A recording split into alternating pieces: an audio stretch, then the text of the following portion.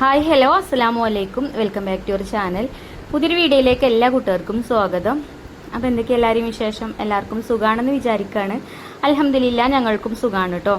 അപ്പോൾ നമ്മളെ കഴിഞ്ഞ വീഡിയോക്കൊക്കെ നിങ്ങൾ തന്ന സപ്പോർട്ടിന് ഒരുപാട് നന്ദിയുണ്ട്. അതുപോലെ തന്നെ നമ്മളെ തുടർന്നുള്ള വീഡിയോസിനും നിങ്ങളെ സപ്പോർട്ട് ഉണ്ടാവുമെന്ന് പ്രതീക്ഷിക്കുകയാണ്. അപ്പോൾ ഇത് ഞാൻ ഇന്നലെ എടുത്ത വീഡിയോ ആണ് കേട്ടോ. ഇന്നലെ വൈകുന്നേരം നല്ല മഴയാണ്. ഇന്നലെ നമ്മൾ കട ലീവാക്കിയിട്ടുണ്ടായിരുന്നു കേട്ടോ. ചൊവ്വാഴ്ച ലീവാക്കാമെന്ന് പറഞ്ഞിട്ട് അങ്ങനെ ആഴ്ചയിൽ ഒരു ദിവസം ലീവില്ലെങ്കിൽ ഗതികേടല്ലേ. വീട്ടിൽ തന്നെ കുറേ പണികളുണ്ടായിരുന്നു കേട്ടോ. അപ്പോൾ ഇന്നലെ ഞങ്ങൾ ലീവാക്കി ചൊവ്വാഴ്ച. പിന്നെ ഉച്ചക്ക് കുറച്ച് നേരം ഒന്ന് കിടന്നുറങ്ങിയൊക്കെ ചെയ്ത്. അപ്പോൾ അതാ വൈകുന്നേരത്തിന് നമുക്ക് ഫുഡില്ല കേട്ടോ. അപ്പോൾ ഇങ്ങനെ മഴയൊക്കെ പെയ്തപ്പം ഒരു ബിരിയാണിയൊക്കെ കഴിക്കാനൊരു പൂതിയുണ്ട്.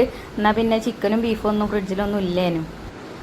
പിന്നെ വൈകുന്നേരത്തിന് ഫുഡ് വേണമല്ലോ. അപ്പോൾ ചപ്പാത്തി ഉണ്ടാക്കുകയാണെങ്കിലും എന്തെങ്കിലുമൊക്കെ കറി വേണം. അപ്പോൾ ഞാൻ വിചാരിച്ചെന്നാൽ എഗ്ഗ് ബിരിയാണി ഉണ്ടാക്കാമെന്ന് കരുതിട്ടോ. അപ്പോൾ ആ ഒരു എഗ്ഗ് ബിരിയാണിൻ്റെ റെസിപ്പി ഒരു വീഡിയോയിൽ ഇൻക്ലൂഡ് ആക്കിയിട്ടുണ്ട്. അപ്പോൾ നല്ല ടേസ്റ്റുള്ള ബിരിയാണിയാണ് കേട്ടോ. അതേപോലെ നമുക്ക് പെട്ടെന്ന് തന്നെ റെഡിയാക്കി എടുക്കാനും പറ്റും. നമുക്ക് പെട്ടെന്ന് ചോറും കൂട്ടാനൊക്കെ ഉണ്ടാക്കുമ്പം അതിക്ക് കറിയും ഉപ്പേരിയും ഒക്കെ വേണ്ടേ, അല്ലെങ്കിൽ മീനോ ചിക്കനോ ഒന്നും ഇല്ലാത്ത സമയത്ത് ഇതേപോലെ ഒരു എഗ്ഗ് ബിരിയാണി ഉണ്ടെങ്കിൽ അടിപൊളി കേട്ടോ. കുട്ടികൾക്കൊക്കെ ഒരുപാട് ഇഷ്ടമാവുന്ന ഒരു റെസിപ്പിയാണ്. അതേപോലെ തന്നെ ഓൾക്ക് ലഞ്ച് ബോക്സിലൊക്കെ കൊടുത്തയക്കാനും പറ്റും. നമുക്ക് വീട്ടമ്മമാർക്ക് ഉണ്ടാക്കാനും സുഖമാണ്. അപ്പോൾ നമുക്ക് എഗ്ഗ് ബിരിയാണിൻ്റെ റെസിപ്പി കാണാം കേട്ടോ. അപ്പോൾ ഞാനിവിടെ ഒരു 7 എഗ്ഗാണ് കേട്ടോ എടുത്തിട്ടുള്ളത്. നിങ്ങൾക്ക് എത്ര എണ്ണമാണോ, നിങ്ങളെ വീട്ടിൽ എത്ര ആൾക്കാരുണ്ട് വെച്ചാൽ അതിനനുസരിച്ചിട്ട് എടുക്കുക. അപ്പോൾ നമ്മൾ 6 പേരാണുള്ളത്. അപ്പോൾ ഞാൻ 7 എണ്ണം എടുത്തിരുന്നു കേട്ടോ. 7 എഗ്ഗ് കുക്കറിൽ ഇട്ട് കൊടുക്കുകയാണ്. കുക്കറിലായാൽ എളുപ്പം ആയി കിട്ടും, വെന്ത് കിട്ടും. മുട്ട അങ്ങനെ പൊട്ടി പോവില്ല. മറ്റേത് നമ്മൾ പിന്നെ വേറെ പാത്രത്തിലൊക്കെ വെച്ച് കഴിഞ്ഞാൽ അതിങ്ങനെ ചാടി ആവുമ്പോൾ ഒരു മുട്ടയെങ്കിലും പൊട്ടിപ്പോവലുണ്ട്. ഇതിങ്ങനെ കുക്കറിലാവുമ്പോൾ അങ്ങനെ പൊട്ടലില്ല കേട്ടോ. അപ്പോൾ ഞാൻ ഈ കുക്കർക്ക് 7 മുട്ട ഇട്ട് കൊടുത്തു. പിന്നെ അതിലേക്ക് വെള്ളവും ഉപ്പും ഒഴിച്ചിട്ട് ഇതാ വേവിക്കാനായിട്ട് വെച്ചിട്ടുണ്ട്. അപ്പോൾ ഒരൊറ്റ വിസിൽ അടിച്ചു കഴിഞ്ഞാൽ പിന്നെ നമുക്ക് ഓഫ് ചെയ്യാം. അപ്പോൾ അത് വേവട്ടെ കേട്ടോ. പിന്നെ അതിലേക്ക് നമുക്ക് സവാള തക്കാളിയൊക്കെ വേണമല്ലോ. അപ്പോൾ ഞാൻ 3 സവാളയും 2 തക്കാളിയാണ് കേട്ടോ എടുത്തിട്ടുണ്ടായിരുന്നത്. അപ്പോൾ അതൊന്ന് നമുക്ക് തൊലിയൊക്കെ കളഞ്ഞൊന്ന് അരിഞ്ഞൊക്കെ റെഡിയാക്കാം. അപ്പോൾ തന്നെ മുട്ടയൊക്കെ ആയിക്കോളും. പിന്നെ നിങ്ങളെ കമൻസൊക്കെ ഞാൻ കാണുന്നുണ്ട് കേട്ടോ. ഒഴിവുണ്ടാവുന്ന സമയത്തൊക്കെ റിപ്ലൈ കാര്യങ്ങളൊക്കെ തരുന്നുണ്ട്. പിന്നെ നമ്മൾ വിന്നർക്കുള്ള ഗിഫ്റ്റ് അയച്ചിട്ടില്ല. അതേപോലെ തന്നെ ഈ മാസത്തെ വിന്നറെ തിരഞ്ഞെടുക്കാനും ഉണ്ട്. അപ്പോൾ അതൊക്കെ ഇൻഷാല്ലാ നമുക്ക് ചെയ്യാം കേട്ടോ. അധികം വൈകാതെ തന്നെ ഗിഫ്റ്റും കാര്യങ്ങളൊക്കെ ഞാൻ അയച്ചു കൊടുക്കും. അതേപോലെ തന്നെ നമുക്ക് ഈ ഒരു മാസത്തെ വിന്നറെ തിരഞ്ഞെടുക്കും വേണം കേട്ടോ. പിന്നെ നമ്മളെ വീഡിയോ കാണുന്ന കൂട്ടുകാർ ഇവിടെ അടുത്തുള്ള ആളുകളൊക്കെ നമുക്ക് ഓർഡറും കാര്യങ്ങളൊക്കെ തരുന്നുണ്ട് കേട്ടോ. അപ്പോൾ മാഷാഅല്ലാഹ് അൽഹംദുലില്ലാഹ് ഒരുപാട് സന്തോഷം. വീഡിയോസൊക്കെ എന്നും കാണലുണ്ട്. അതേപോലെ വീഡിയോ ഒക്കെ ഇഷ്ടമാണ് കാണുന്നത് എന്നൊക്കെ പറയലുണ്ട്. അപ്പോൾ അത് കേൾക്കുമ്പോൾ ഒരു സന്തോഷമാണ്. ഇന്നലെ ഒരു ഇത്ത വിളിച്ചിട്ടുണ്ടായിന് കേട്ടോ. പൂക്കോട്ടുംപാടത്തുള്ളതാണ്. പൂക്കോട്ടുംപാടല്ല, 5-ാം മൈൽ അവിടെ ഉള്ളതാണ്. അപ്പോൾ അവർക്ക് നാളേക്കൊക്കെ ഫുഡ് വേണമെന്ന് പറഞ്ഞിട്ടുണ്ട്. ഫുഡ് ഓർഡർ ചെയ്തിട്ടുണ്ട്. പാലപ്പം, നൂൽപുട്ട്, അതേപോലെ ചിക്കൻ ഫ്രൈ, ബീഫ് ഫ്രൈ, പിന്നെ ചിക്കൻ തേങ്ങ വറുത്തരച്ച ചിക്കൻ കറി ഒക്കെ ഓർഡർ ചെയ്തിട്ടുണ്ട് കേട്ടോ. അപ്പോൾ എന്തായാലും ഒരുപാട് സന്തോഷം. അപ്പോൾ നിങ്ങൾക്കും ആർക്കെങ്കിലുമൊക്കെ ഫുഡ് വേണമെന്നുണ്ടെങ്കിൽ ചാനൽ പേജിൽ നമ്മളെ നമ്പർ ഉണ്ടാവും. ബൗക്കാക്കൂൻ്റെ നമ്പറും എൻ്റെ ബ്രദറിൻ്റെ നമ്പറും ഉണ്ട്. അതിൽ വിളിച്ച് ചോദിച്ചാൽ മതി കേട്ടോ. അല്ലെങ്കിൽ മെസ്സേജ് അയച്ചാൽ മതി, വാട്സപ്പ് മെസ്സേജ് അയച്ചാൽ മതി. അപ്പം ഒരിൻ്റെ നമ്പർ തരും കേട്ടോ. അപ്പം നമുക്ക് നമ്മളെ എഗ്ഗ് ബിരിയാണി ഉണ്ടാക്കാം. അപ്പോൾ ഞാൻ ഇവിടെ പിന്നെ സവാളയും തക്കാളിയൊക്കെ കട്ട് ചെയ്തൊക്കെ ആയപ്പോഴത്തേനെ പാങ്കൊക്കെ കൊടുത്തിട്ടുണ്ടായിരുന്നു കേട്ടോ. പിന്നെ ഞാൻ എൻ്റെ നിസ്കാരവും അങ്ങനെയുള്ള പരിപാടിയൊക്കെ കഴിഞ്ഞ് എൻ്റെ ചെല്ലിപ്പറയിലൊക്കെ കഴിഞ്ഞിട്ടാട്ടോ പിന്നെ കിച്ചണിക്ക് വന്നത്. അപ്പോൾ വേഗം ഒരു കുക്കർ അടുപ്പത്ത് വെച്ച് അതിലേക്ക് കുറച്ച് വെളിച്ചെണ്ണ ഒഴിച്ചു കൊടുത്തു. ഏലക്ക, ഗ്രാമ്പൂ, പട്ട അത് ഇട്ട് കൊടുത്തിട്ടുണ്ടായിരുന്നു കേട്ടോ. എന്നിട്ട് അതൊന്ന് അതിലിട്ടിട്ടൊന്ന് പൊട്ടിച്ചെടുത്തതിന് ശേഷം സവാള അരിഞ്ഞിന്ന് കുറച്ചെടുത്തിട്ട് ഒന്ന് പൊരിച്ചെടുക്കാനാണ് കേട്ടോ. നമുക്കിത് ദം ചെയ്തെടുക്കുമ്പോൾ അങ്ങനെ അടിയിലിട്ട് കൊടുക്കാൻ വേണ്ടിയിട്ട്. അപ്പോൾ ഞാൻ കുറേ ഒന്നും ഉണ്ടാക്കണില്ല കേട്ടോ. 2.5 കപ്പ് അരി വെച്ചിട്ടാണ് ഉണ്ടാക്കുന്നത്. പിന്നെ അതൊന്ന് മൂത്ത് വരാനായ ആ ഒരു സമയത്തേക്ക് അണ്ടിപ്പരിപ്പും മുന്തിരിയൊക്കെ അതും ഇട്ട് കൊടുത്തു. ഇനി നമുക്കിത് വറുത്ത് കോരി മാറ്റി വെക്കാം. അപ്പോൾ കുറച്ച് ഇട്ടിട്ടുള്ളൂ കേട്ടോ. ഞാൻ പറഞ്ഞല്ലോ കുറഞ്ഞ രീതിയിലാണ് നമ്മളിത് ഉണ്ടാക്കണം എന്നുള്ളത്. 2.5 കപ്പ് അരി ഇട്ട് കൊടുക്കുന്നത്. ഞാൻ കൈമ റൈസാണ് എടുക്കുന്നത്. അപ്പോൾ അത് ഞാൻ കോരി മാറ്റിയിട്ടുണ്ട്. ഇനി ഇത് ആ ഒരു വെളിച്ചെണ്ണയ്ക്ക് തന്നെ നമുക്ക് മസാലയ്ക്കുള്ള സവാള ചേർക്കട്ടോ. 3 സവാളയാണ് ഞാൻ എല്ലാത്തിനും പാടെ എടുത്തിട്ടുള്ളത് കേട്ടോ. അതിന് കുറച്ച് സവാള എടുത്തിട്ടാണ് നമ്മൾ പൊരിക്കാൻ വേണ്ടിയിട്ട് എടുത്തത്. അപ്പോൾ ആ ഒരു ബാക്കിയുള്ള സവാള ഞാൻ അതിലേക്ക് ഇട്ട് കൊടുത്തു. അത് നല്ലോണം ഒന്ന് വഴറ്റിയെടുക്കണം കേട്ടോ. സവാളയൊക്കെ നല്ലോണം വഴറ്റിയെടുത്ത് പിന്നെ അതേപോലെ തക്കാളിയും ഒക്കെ നല്ലോണം വഴന്ന് വരണം. അപ്പോഴാണ് മസാലയ്ക്ക് നല്ല ടേസ്റ്റ് ഉണ്ടാവുക. അപ്പോൾ ചിക്കനും ബീഫും ഒന്നും ഇല്ലെങ്കിലും പെട്ടെന്നൊരു ബിരിയാണിയൊക്കെ കഴിക്കാനൊക്കെ പുതിയ വരുന്ന സമയത്ത് നമുക്ക് ഇതേപോലെ മുട്ടയൊക്കെ കയ്യിലുണ്ടെങ്കിൽ ഉണ്ടാക്കാം കേട്ടോ. വലിയ ചിലവൊന്നും ഇല്ലല്ലോ. ബിരിയാണിൻ്റെ റൈസ് ഈ ഒരു രീതിയിൽ ഉണ്ടാക്കുകയാണെങ്കിൽ നല്ല ടേസ്റ്റ് ആയിക്കാരം കേട്ടോ. അപ്പോൾ നമ്മൾ ഇതാ പിന്നെ സവാളയൊക്കെ ഒന്ന് വഴന്നിട്ടാൻ വേണ്ടിയിട്ട് കുറച്ച് ചെറിയ തീയിലിട്ടാണ്ട് അടച്ചു വെച്ചിട്ടുണ്ടായിന് ഞാൻ. പിന്നെ ഇടയ്ക്കൊന്നിങ്ങനെ ഇളക്കി കൊടുക്കുന്നുണ്ട്. പിന്നെ ഇതിലേക്കുള്ള റൈസ് വേവിക്കാൻ വേണ്ടിയിട്ട് ഞാൻ കറണ്ട് അടുപ്പുമ്മൽ വെള്ളം തിളപ്പിക്കാൻ വേണ്ടിയിട്ട് വെച്ചിട്ടുണ്ട്. രാത്രിയിലല്ലേ, അപ്പോൾ അടുപ്പത്തേക്ക് പോകണ്ടെന്ന് വിചാരിച്ചിട്ടേന് കേട്ടോ. പിന്നെ കറണ്ടടുപ്പ് വീഡിയോയിൽ ഇപ്പോൾ നിങ്ങൾ കുറേ ആയിക്കൂലേ കണ്ടിട്ട്. കറണ്ടടുപ്പ് എന്താ അതിൻ്റെ ഉള്ളിലേ കൂറല്ലേ അത് ഉണ്ടായിന് കേട്ടോ. അതുകൊണ്ടാണ് അത് ഓണാവണില്ലേ ഞാൻ കത്തിക്കുമ്പോൾ. അപ്പോൾ അതുകൊണ്ട് പിന്നെ കുറേ ദിവസം അങ്ങനെ എടുക്കാമെന്ന് പിന്നെ നന്നാക്കി കൊണ്ടുവന്നതാണ്. അപ്പോഴാണ് മനസ്സിലായത് കേട്ടോ അതിൻ്റെ ഉള്ളിൽ കൂറ കൂടൂട്ടിയൊക്കേനി എന്നുള്ളത്. എങ്ങനെയാണാവോ അതിൻ്റെ ഉള്ളിലൊക്കെ പെട്ടത് എന്താണെന്നറിയില്ല, എങ്ങനെയാണെന്നറിയില്ല. അപ്പോൾ ഇതാ നമ്മൾ സവാളയൊക്കെ വഴന്ന് വന്നീനി. പിന്നെ അതിലേക്ക് ഉപ്പിട്ട് കൊടുത്തിട്ടുണ്ടായിനി. അതേപോലെ ഇഞ്ചിയും വെളുത്തുള്ളിയും പച്ചമുളകും ചതച്ചതും ചേർത്ത് കൊടുത്തു. ഒക്കെ കുറച്ച് മതി കേട്ടോ. നമ്മൾ ചിക്കനും ബീഫും ഒന്നുമല്ലല്ലോ, മുട്ടല്ലേ ചേർക്കണത്, അപ്പോൾ അതിക്ക് കുറച്ച് മതി. പിന്നെ അതേപോലെ തക്കാളി കട്ട് ചെയ്തതും ഇട്ട് കൊടുക്കുന്നുണ്ട്. പിന്നെ അതേപോലെ മല്ലിയില കുറച്ചുള്ളേനി അത് ഇട്ട് കൊടുത്തു കേട്ടോ. എന്താ ഉണ്ടെങ്കിൽ കുറച്ചും കൂടെയൊക്കെ ഉണ്ടെങ്കിൽ ഇടാം കേട്ടോ. എൻ്റെ അടുത്ത് അതന്നെ ഉള്ളേനി, അപ്പോൾ പിന്നെ അത് ഇട്ട് കൊടുത്തു. പിന്നെ എന്താ നല്ലോണം ഒന്ന് വഴറ്റിയെടുക്കുന്നുണ്ട്. പിന്നെ സവാളയും തക്കാളിയും ഇഞ്ചിയും വെളുത്തുള്ളിയും പച്ചമുളകും അതേപോലെ മല്ലിയിലയും ഒക്കെ നല്ലോണം ഈ വെളിച്ചെണ്ണയിൽ കടന്നിട്ട് നല്ലോണം വാടി വരട്ടെ. എന്നിട്ട് നമുക്കിതിലേക്കുള്ള മസാലപ്പൊടികൾ ചേർക്കാം. അപ്പോൾ നന്നായിട്ട് തന്നെ ഞാനൊന്ന് വഴറ്റിയെടുക്കുന്നുണ്ട്. അപ്പോൾ അവിടെ നിൽക്കട്ടെ കേട്ടോ. പിന്നെ നമ്മൾ അരി വേവിക്കാൻ വെച്ചിട്ടുണ്ടായിനി. അരി വേവിക്കാൻ ഇട്ടിട്ടില്ല, വെള്ളം തിളപ്പിക്കാൻ വെച്ചിന്. അപ്പോൾ ആ വെള്ളം തിളച്ചിട്ടുണ്ട്. അപ്പോൾ നമുക്ക് ഇനി അരിയായിക്ക് ഇട്ട് കൊടുക്കാം കേട്ടോ. അപ്പോൾ ഞാൻ പറഞ്ഞല്ലോ ഞാൻ കൈമാ റൈസാണ് എടുക്കുന്നത്. കൈമാ റൈസ് 2 വീതം ഉണ്ട് കേട്ടോ. ഫസ്റ്റ് ക്വാളിറ്റിക്ക് 165 രൂപ 170 രൂപയൊക്കെ കൊടുക്കണം. ഇത് 110ൻ്റെ കൈമാ റൈസ് കേട്ടോ. ഞാനതാണ് വാങ്ങിക്കൽ. അതിന് നല്ലൊരു സ്മെല്ലാണ് കേട്ടോ. അതേപോലെ നെയ്ച്ചോറ് ഉണ്ടാക്കാനും ബിരിയാണി ഉണ്ടാക്കാനൊക്കെ നല്ലതാണ്. നമ്മളിപ്പോൾ ഇത് തന്നെയാണ് വാങ്ങിക്കൽ. പിന്നെ ചിലപ്പോൾ അത് കിട്ടാത്ത ടൈമിൽ ഇന്ത്യ ഗേറ്റിൻ്റെ റൈസും വാങ്ങിക്കും. അതും കുഴപ്പമൊന്നുമില്ല കേട്ടോ. അതിന് 90 95 തോന്നുന്നു റേറ്റ്. അപ്പോൾ നമ്മൾ വെള്ളം തിളച്ച് ഞാൻ അരി ഇട്ട് കൊടുത്ത് വെള്ളം നല്ലോണം തിളച്ചിന്. ഞാൻ പിന്നെ തീ കുറച്ച് കൊടുത്തതാട്ടോ. അത് ഇപ്പോൾ 800-ലല്ലേ കിടക്കണത്, ഞാൻ 2000-ൽ ഇട്ടിനി. അപ്പോൾ നല്ലോണം തിളച്ചിട്ടുണ്ടായിന് വെള്ളം. പിന്നെ അരി ഇട്ട് കൊടുത്തു. അതിക്ക് ക്യാരറ്റും നീളത്തിൽ കട്ട് ചെയ്ത് ഇട്ട് കൊടുത്തിട്ടുണ്ട്. ഉപ്പ് ഇട്ട് കൊടുത്തു. അതേപോലെ കുറച്ച് സൺഫ്ലവർ ഓയിൽ ഒഴിച്ച് കൊടുത്തിട്ടുണ്ടായിന്. അപ്പോൾ അരി വേവട്ടെ. അപ്പോൾ ആ ഒരു നേരം കൊണ്ട് നമുക്ക് നമ്മൾ മസാല സെറ്റാക്കണ്ടേ. അപ്പോൾ ഇപ്പം നല്ലോണമൊക്കെ വഴന്ന് വന്നതാണ് കേട്ടോ. ഇനി നമുക്കിതിലേക്കുള്ള പൊടികൾ ചേർക്കാം. കുരുമുളക് ചതച്ചതും കുറച്ച് കാശ്മീരി മുളക് പൊടി അതേപോലെ തന്നെ ബിരിയാണി മസാലയും പെരുംജീരകം പൊടിച്ചതും വലിയ ജീരകവും പൊടിച്ചതും ഒക്കെ ചേർത്തിട്ടുണ്ട്. ഇനി നന്നായിട്ട് തന്നെ ആ പൊടികളെ പച്ചമുളകൊക്കെ മാറുന്നത് വരെ ഇതിലിട്ടിട്ട് നല്ലോണം ഒന്ന് വഴക്കിയെടുക്കുക. അപ്പോൾ എരിവിന് പച്ചമുളക് ചേർക്കുക കേട്ടോ നല്ലത്. പിന്നെ അങ്ങനെ ഒക്കെ ചേർത്ത് കൊടുത്തു. നല്ലോണം വഴക്കിയെടുത്തിട്ടുണ്ട്. ഇനി നമുക്ക് നാരങ്ങ നീരും അതേപോലെ കുറച്ച് തൈരും കൂടെ ചേർക്കണം. ഇപ്പോൾ കണ്ടോ ഒക്കെ നല്ലോണം വഴന്ന് കിട്ടിയിട്ടുണ്ട് കേട്ടോ. ഇനി നമുക്കിതാ അരമുറി ചെറുനാരങ്ങ നീര് ചേർത്ത് കൊടുക്കാം. തൈര് പിന്നെ നമ്മൾ പുളിക്കനുസരിച്ചിട്ട് ചേർക്കാം കേട്ടോ. എൻ്റെ അടുത്തുള്ള തൈര് പാകത്തെ പുളിയുള്ള തൈരാണ്. അപ്പോൾ ഞാനൊരു 2-2.5 സ്പൂണോളം തൈര് തീക്ക് ചേർക്കുന്നുണ്ട്.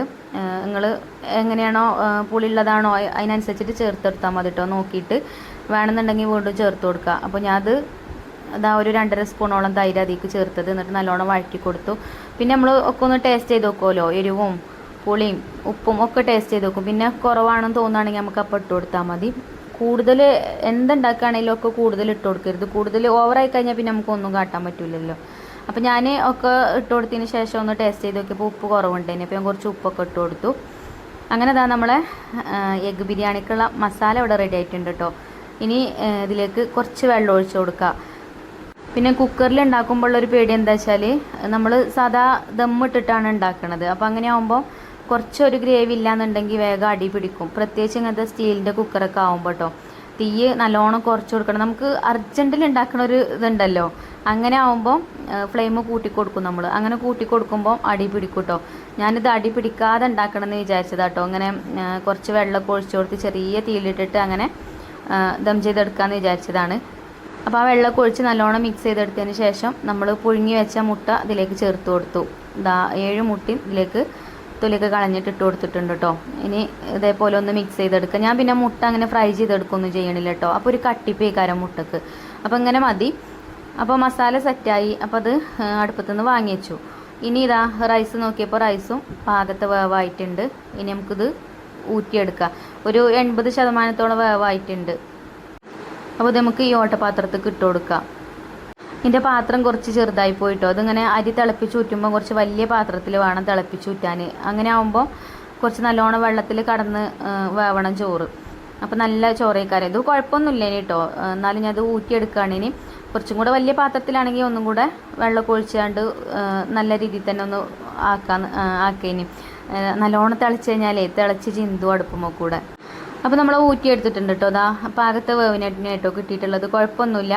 പിന്നെ അങ്ങനെ തിങ്ങി കടന്ന് വന്നു കഴിഞ്ഞാൽ റൈസ് ഒരു ഉഷാറുണ്ടാവില്ല. പക്ഷെ കുഴപ്പമൊന്നുമില്ല കേട്ടോ. നമ്മൾക്ക് നല്ല രീതിയിൽ തന്നെ കിട്ടിയിരിക്കണം. അപ്പോൾ ഇനി നമുക്കിത് ദം ചെയ്തെടുക്കാൻ. അപ്പോൾ അതാ കുക്കറിൽ നമ്മൾ മസാലയൊക്കെ റെഡിയാക്കണം. അല്ലെങ്കിൽ മസാല ചൂടാറിയൊക്കെയാണെങ്കിൽ ഒന്ന് ചൂടാക്കണം കേട്ടോ. ഒന്ന് ചൂടിൽ വേണം നമ്മൾ റൈസ് ഇട്ട് കൊടുക്കാൻ. അതേപോലെ മസാലയും ചൂട് വേണം. അപ്പോഴുള്ളൂ നല്ല ടേസ്റ്റും ഉണ്ടാവുക. നല്ലോണം ദമ്മൊക്കെ കയറും കേട്ടോ ബിരിയാണിക്ക്. അപ്പോൾ ഞാനിത് ഇതിൻ്റെ മേലെ കൂടെ അങ്ങനെ റൈസ് ഇതേപോലെ അങ്ങനെ ഇട്ട് കൊടുക്കുന്നുണ്ട്. അപ്പോൾ ഇങ്ങനെ പരത്തി ഇട്ട് കൊടുക്കുക കേട്ടോ. എല്ലാ ഭാഗത്തും ഒന്ന് ആവാൻ വേണ്ടിയിട്ട് ഒരു 2-3 ലെയർ ആക്കിയിട്ട് അങ്ങനെ ഇട്ട് കൊടുത്താൽ മതി. കുറേശ്ശെ അങ്ങനെ ചോറ് ഇട്ടിട്ട് ഒന്ന് പരത്തി കൊടുക്കുക. പിന്നെ നമ്മൾ സാധാരണ ബിരിയാണി ദം ചെയ്തെടുക്കുന്ന പോലെ തന്നെ അതിൻ്റെ മേലെ കൂടെ നമ്മൾ ഉള്ളിയും അതേപോലെ അണ്ടിപ്പരിപ്പ് മുന്തിരിയൊക്കെ ഫ്രൈ ചെയ്ത് മാറ്റി വെച്ചിനല്ലോ, അത് നമുക്ക് കുറച്ച് ചേർത്ത് കൊടുക്കുക. ഇതിൽ കുറച്ചുള്ളൂ കേട്ടോ അണ്ടിപ്പരിപ്പ് മുന്തിരിയൊക്കെ. അത് മതി നമുക്ക്. മക്കളാണെങ്കിൽ അണ്ടിപ്പരിപ്പ് മുന്തിരിയൊക്കെ എടുത്ത് വായിന്നെടുത്ത് കളയും. വെറുതെ ഇടാണ്. ഒരു ഒരു കാണുമ്പോൾ ഒരു ഭംഗി ഉണ്ടാകാൻ വേണ്ടിയിട്ട് മാത്രമാണ്. അല്ലാതെ കുട്ടികൾ അല്ലെങ്കിൽ എടുത്ത് ഓല് പുറത്തുനിന്നൊക്കെ എടുത്ത് തിന്ന്, പുറത്തെവിടെയെങ്കിലും വെച്ചേക്കാണെങ്കിൽ എടുത്ത് തിന്നു കേട്ടോ. ചോറിന് കിട്ടിയാൽ ആർക്കും പറ്റൂല. അപ്പോൾ ഞാൻ കുറച്ച് ഇട്ടിട്ടുള്ളൂ, വെറുതെ വേസ്റ്റ് ആക്കണ്ടല്ലോ വിചാരിച്ചിട്ട്. പിന്നെ നെയ്യും ചേർത്ത് കൊടുക്കുന്നുണ്ട്. പിന്നെ വീണ്ടും കുറച്ച് റൈസും കൂടെ ഇട്ട് കൊടുക്കുന്നുണ്ട്. പിന്നെ ഇതിൻ്റെ മേലെ കൂടെ കുറച്ചിങ്ങനെ ബിരിയാണി മസാല അല്ലേ, അതും ഒന്നും ഇങ്ങനെ തൂവി കൊടുക്കട്ടോ. ഓവറാവണ്ട, കുറച്ച് മതി. കൂടുതലായി കഴിഞ്ഞാൽ ആ മസാലേൻ്റെ കുത്തലൊക്കെ ഉണ്ടാവും. ചിക്കനും ബീഫൊക്കെ ആണെങ്കിൽ അത് അറിയൂല. പക്ഷെ മുട്ട ചേർത്തുകൊണ്ടാവുമ്പോൾ കുറച്ച് മതി കേട്ടോ. അങ്ങനത്തെ മസാലപ്പൊടികളൊക്കെ ആ കുത്തലൊന്നും വേണ്ട. ഇനി കുറച്ച് നെയ്യും ഒഴിച്ചു കൊടുക്കുക. അപ്പോൾ നെയ്യും കുപ്പിൻ്റെ ലാസ്റ്റ് ആയിക്കണം കേട്ടോ. അത് കുറച്ചേ കിട്ടണുള്ളൂ. അപ്പം കുഴപ്പമില്ല. നെയ്യില്ലെങ്കിലും വെളിച്ചെണ്ണ ചേർത്താലും മതി കേട്ടോ. ഞാൻ നെയ്യില്ലെങ്കിലും വെളിച്ചെണ്ണയിലൊക്കെ ഉണ്ടാക്കലുണ്ട്. ഓയിൽ ചേർക്കരുത്, വെളിച്ചെണ്ണ ചേർക്കണം. ഓയിൽ ചേർത്താൽ ടേസ്റ്റ് ഉണ്ടാവില്ല. ആ ഓയിലിൻ്റെ ആ ഒരു ടേസ്റ്റ് ബിരിയാണിക്ക് ടേസ്റ്റ് ഉണ്ടാവില്ല. വെളിച്ചെണ്ണ ആയാൽ കുഴപ്പമൊന്നുമില്ല കേട്ടോ. അപ്പം നമ്മളെ റൈസൊക്കെ ഞാൻ അതിൻ്റെ മേലെ കൂടെ ഇട്ട് കൊടുത്തു. പിന്നെ കുറച്ചും കൂടെ ഉണ്ടായിന് കേട്ടോ. കുക്കർ നിറഞ്ഞപ്പോഴേ അത് ഞാൻ മാറ്റി വെച്ചിട്ടുണ്ട്. നമുക്ക് പിന്നെ ദോശമാവ് ഉണ്ടാക്കണം. അപ്പോൾ അതിന് ഏതായാലും റൈസ് ഇല്ല. അപ്പോൾ ആ ക്യാരറ്റൊക്കെ അതിൽ നിന്ന് എടുത്തിട്ടിട്ട് കുറച്ച് റൈസ് ഞാൻ അവിടെ മാറ്റി വെച്ചിട്ടുണ്ട് കേട്ടോ. അപ്പോൾ ബാക്കിയുള്ളതൊക്കെ അതിൻ്റെ മേലെ കൂടെ ഇട്ട് കൊടുത്തു. പിന്നെ അതേപോലെ നെയ്യും കുപ്പിൻ്റെ ഞാൻ പറഞ്ഞല്ലോ ലാസ്റ്റ് അയക്കണമെന്ന്. അപ്പോൾ കുറച്ചുള്ള ഇനി നെയ്യ്, പിന്നെ ഞാൻ കുറച്ച് വെളിച്ചെണ്ണയും കൂടെ അതേപോലെ അങ്ങനെ ഒന്ന് അതിൻ്റെ മേലെ കൂടെ ആക്കി കൊടുക്കുന്നുണ്ട്.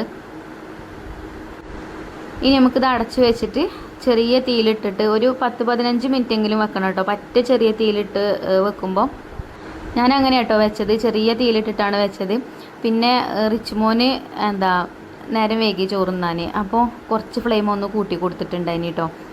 അപ്പോൾ അത് അടുപ്പത്ത് വെച്ചിട്ട് പിന്നെ ദോശമാവ് അരച്ച് വെക്കാനുണ്ടായിന്. അങ്ങനെ ദോശമാവൊക്കെ അരച്ച് വെച്ച് അതിൻ്റെ റെസിപ്പി ഞാൻ നമ്മളെ സെക്കൻഡ് ചാനലിൽ ഇടണ്ട കേട്ടോ. നല്ല പഞ്ഞി ദോശയാണ്.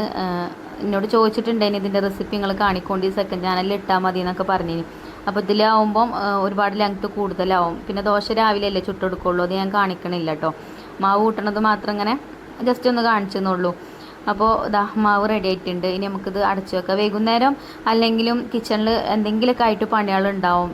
രാവിലേക്കൊക്കെ മാവൊക്കെ ഇതേപോലെ ഉണ്ടാക്കി വെക്കുകയാണെങ്കിൽ രാവിലെ നല്ല സുഖമാണ്. പിന്നെ ഈ ഒരു സാധനത്തിന് നിങ്ങൾ എന്താ പേര് പറയാം?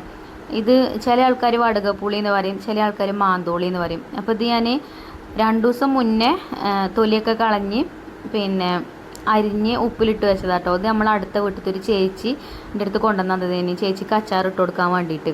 അപ്പോൾ മാങ്ങാച്ചാറൊക്കെ എൻ്റെ അടുത്ത് നിന്ന് അങ്ങനെ കൊണ്ടുപോകലുണ്ട് കേട്ടോ. എൻ്റെ അച്ചാർ ചേച്ചിക്ക് ഭയങ്കര ഇഷ്ടമാണ്. അപ്പോൾ ഇതൊന്ന് അച്ചാർ ഇട്ടരുകൊണ്ടിന്ന് പറഞ്ഞുകൊണ്ട് അങ്ങനെ കൊണ്ടുവന്നതേനും ചേച്ചി കൊണ്ടുവന്നപ്പോൾ ഇത് പച്ചേനെയും പിന്നെ ഇതിങ്ങനെ നിറം മാറിയിട്ടുണ്ട്. അപ്പോൾ ഞാൻ പറഞ്ഞല്ലേ ഞാൻ ഉപ്പിലിട്ട് വെച്ചിന് കേട്ടോ അതിൻ്റെ കയ്പ്പൊക്കെ പോകാൻ വേണ്ടിയിട്ട്. അപ്പോൾ ഇതിൻ്റെ റെസിപ്പി ഞാൻ നമ്മളെ സെക്കൻഡ് ചാനലിൽ ഇടണ്ട്. വേണമെങ്കിൽ നിങ്ങൾ കമൻറ്റ് ചെയ്യോണ്ടിട്ടോ. അപ്പോൾ അച്ചാർ അതിൻ്റെ അടിയിൽ അച്ചാർ ഇട്ട് നമ്മളെ ചോറും ഞാൻ അടുപ്പത്തുനിന്ന് ഞാൻ പറഞ്ഞല്ലോ കുറച്ച് ഫ്ലെയിം കൂട്ടി കൊടുത്തുന്നുള്ളത്. റിച്ചുമോനും ഓൻ്റെ അമ്മമാരുടെ അടുത്തേക്ക് പോകും കിടക്കാനേ. അപ്പോൾ ഓനക്ക് പോകാനായി തുടങ്ങി ചെയ്തിട്ടുണ്ടായിന്. അപ്പോൾ ഫുഡ് കഴിച്ചിട്ട് വേണം ഓന് പോകണമെന്നുണ്ടെങ്കിൽ. അപ്പോൾ ഞാൻ കുറച്ച് ഫ്ലെയിം കൂട്ടി കൊടുത്തിട്ടോ. അതുകൊണ്ട് ചെറുതായിട്ടൊന്ന് അടി പിടിച്ചിട്ടുണ്ടായിന്. അതുകൊണ്ടാണ് ഇങ്ങനെ എടുത്തെടുത്ത് പറയണത് കേട്ടോ. അപ്പോൾ നിങ്ങൾ ഫ്ലെയിം കൂട്ടി കൊടുക്കരുത്. നമ്മൾ കുറച്ച് വെള്ളമൊക്കെ മസാലയിൽ ചേർത്തിട്ടുണ്ടല്ലോ. അപ്പോൾ കുറച്ച് വെച്ചാൽ മതി. ഫ്ലെയിം കൂട്ടരുത്. കൂട്ടിക്കഴിഞ്ഞാൽ എന്തായാലും പണി കിട്ടും. പക്ഷെ എൻ്റെത് വല്ലാതെ ഇല്ല കേട്ടോ. ഞാൻ കുറച്ച് നേരം ചെറിയ തീയിൽ തന്നെയാണ് വെച്ചത്. കുറച്ച് നേരം ഒന്നിങ്ങോട്ട് ജസ്റ്റ് ഒന്നും കൊണ്ട് കൂട്ടി കൊടുത്തിട്ടുണ്ടായിന്, അത് പാളിപ്പോയി. എന്നാലും കുഴപ്പമൊന്നുമില്ല കേട്ടോ. നിങ്ങൾക്ക് കുക്കറിൽ കാണുന്നുണ്ടാവും, ഞാൻ അത് കാണിക്കാൻ വിട്ടുപോയത്. അതാ ഞാൻ അങ്ങനെ ഇതിക്ക് ഇടുമ്പോൾ നിങ്ങൾ കണ്ടില്ലേ, ആ ഉള്ളിമ ചെറുതായിട്ടൊന്നും ഇങ്ങോട്ട് പിടിച്ച്. അപ്പോൾ അങ്ങനെ പിടിക്കൂല കേട്ടോ. നമ്മൾ പറ്റ ചെറിയ തീയിലിട്ടാണ്ട് കുറച്ച് ആക്കം പോലെ ഉണ്ടാക്കുകയാണെന്നുണ്ടെങ്കിൽ ധൃതി കൂടുമ്പോൾ അങ്ങനെ ആണല്ലോ എല്ലാം. അപ്പോൾ എന്നാലും ഒരു കുഴപ്പമില്ല. ഇനി നല്ല ടേസ്റ്റ് ഉണ്ടായിന് കേട്ടോ ഈ ഒരു ബിരിയാണി കഴിക്കാൻ. എല്ലാവർക്കും ഇഷ്ടമായിട്ടുണ്ടായിന്. ആ കരിഞ്ഞ ചൊവയും കാര്യങ്ങളൊന്നുമില്ല. ഞാൻ ആ ഒരു ഭാഗം ഇതൊക്കെ എടുത്തിട്ടില്ല കേട്ടോ, ബാക്കിയുള്ളത് മാത്രമേ ഇതിക്ക് ഇട്ട് കൊടുത്തിട്ടുള്ളൂ. മുട്ടമ്മൽ കണ്ടില്ല നിങ്ങൾ, അത്രേ ഉള്ളൂ, ചെറുതായിട്ടൊന്നും ഇങ്ങോട്ട് പിടിച്ചിട്ടുള്ളൂ. അങ്ങനെ ഒക്കെ കൂടെ ഒരു പാത്രത്തിലിട്ട് നല്ലോണം മിക്സ് ചെയ്തെടുത്ത് മുട്ട ഞാൻ മാറ്റി വെച്ചിനി, പിന്നെ മുട്ടേൻ്റെ മേലെ കൂടെ ഇട്ട് കൊടുത്തു. അപ്പോൾ നമ്മളെ എഗ്ഗ് ബിരിയാണി ഇവിടെ റെഡി ആയിട്ടുണ്ട്. നിങ്ങൾ ട്രൈ ചെയ്ത് നോക്കിക്കൊണ്ട്, ഒരിക്കലും ഫ്ലോപ്പായി പോവില്ല, നല്ല ടേസ്റ്റിൽ കിട്ടും. പിന്നെ ഞാൻ പറഞ്ഞ പോലെ തീ കൂട്ടി കൊടുക്കാതെ കുറഞ്ഞ തീയിലിട്ടാൽ മതി. കുക്കറിലാണെങ്കിൽ കേട്ടോ, നോൺ സ്റ്റിക്കിൻ്റെ പാത്രത്തിലൊന്നാണെങ്കിൽ ഒരു പേടിയില്ല, അടിയിൽ പിടിച്ചൂല. അപ്പോൾ ഇതാട്ടോ അടിപൊളിയായിന് കേട്ടോ. എല്ലാവർക്കും തിന്നിട്ട് എല്ലാവർക്കും ഇഷ്ടമായിട്ടും ഉണ്ടായിന് കേട്ടോ. അപ്പോൾ അങ്ങനെ റിച്ചുവിന് ഇതാ ഞാൻ ചോറൊക്കെ വിളമ്പി കൊടുക്കുന്നുണ്ട്. അപ്പോൾ എനിക്ക് ചോറ് വിളമ്പി ഞാൻ ടേസ്റ്റ് ചെയ്ത് വെക്കാൻ വേണ്ടിയാണ് എൻ്റെ മുട്ടമ്മ തൊട്ടപ്പോൾ എന്നോട് പറഞ്ഞു, എൻ്റെ മുട്ടമ്മ തൊടല്ലേ പറഞ്ഞ്. അപ്പോൾ ഞാൻ പൊട്ടിച്ച് കാണിക്കാൻ ഞാൻ അതാണ് കേട്ടോ. അപ്പോൾ ഇന്നത്തെ വീഡിയോ അത്ര തന്നെ ഉള്ളൂ കേട്ടോ. ഇതാ ഓനക്ക് ഞാൻ ചോറും വിളമ്പി കൊടുത്ത്, ഇനി ഓൻ ചോറ് കഴിച്ചിട്ട് പോകും ഇപ്പം. പിന്നെ ഞങ്ങളൊക്കെ ഇശാനസ്കാരമൊക്കെ കുറച്ച് കഴിഞ്ഞിട്ടാണ് കേട്ടോ ചോറ് കഴിച്ചത്. അപ്പോൾ ഇതാ നല്ല ടേസ്റ്റ് ഉണ്ടായിന്. പിന്നെ ഞാൻ തൈരൊക്കെ ഉണ്ടാക്കിയിട്ടുണ്ടായിന് കേട്ടോ. അപ്പോൾ ഇന്നത്തെ വീഡിയോ ഇത്ര തന്നെ ഉള്ളൂ. ഇനി ഇൻഷാ അല്ലാ നല്ലൊരു വീഡിയോ ആയിട്ട് നമുക്ക് നാളെ കാണാം. അപ്പോൾ നമ്മൾ റെസിപ്പീസൊക്കെ നിങ്ങൾ ട്രൈ ചെയ്ത് നോക്കലുണ്ടെന്ന് അറിഞ്ഞതിൽ സന്തോഷം. അതേപോലെ ഈ ഒരു എഗ്ഗ് ബിരിയാണി ട്രൈ ചെയ്ത് നോക്കിയിട്ട് ഫീഡ്ബാക്ക് പറയാൻ മറക്കരുത് കേട്ടോ. അപ്പോൾ ഇനി ഇൻഷാ അല്ലാ നല്ലൊരു വീഡിയോ ആയിട്ട് നമുക്ക് നാളെ കാണാം. Thank you for watching.